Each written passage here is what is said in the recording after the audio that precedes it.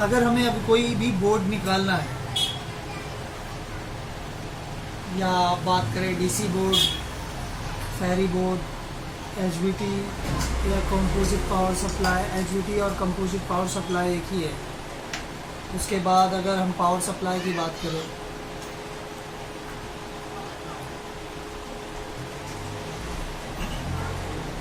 इस समय जो आप देख रहे हैं ये डीसी बोर्ड है।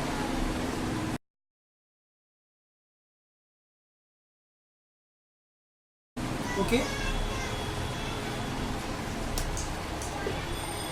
अभी जो सामने आप बोर्ड देख रहे हैं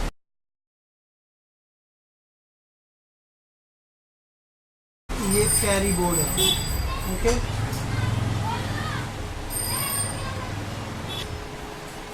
इस बोर्ड को पावर सप्लाई बोलते हैं।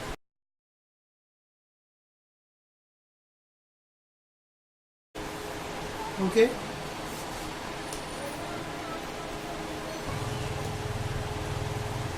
इस बोर्ड की बात करें तो इसे एचवीटी बोलते हैं।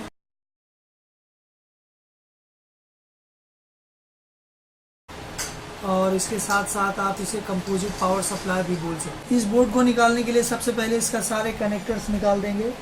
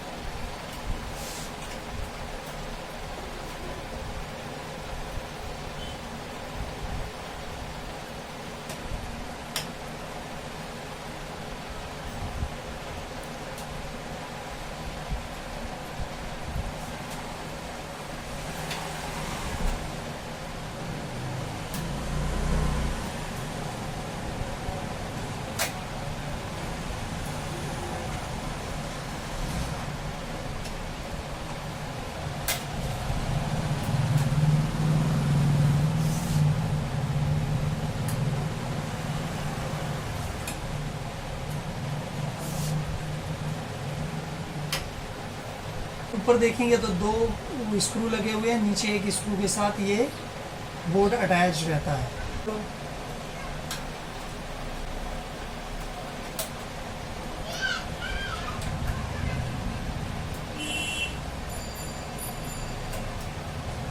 ओके, अब उसके स्क्रू निकालो।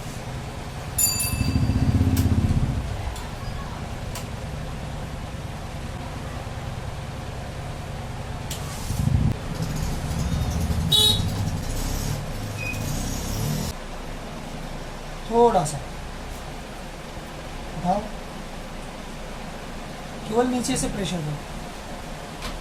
हाँ, अब खींच लो अपनी तरफ।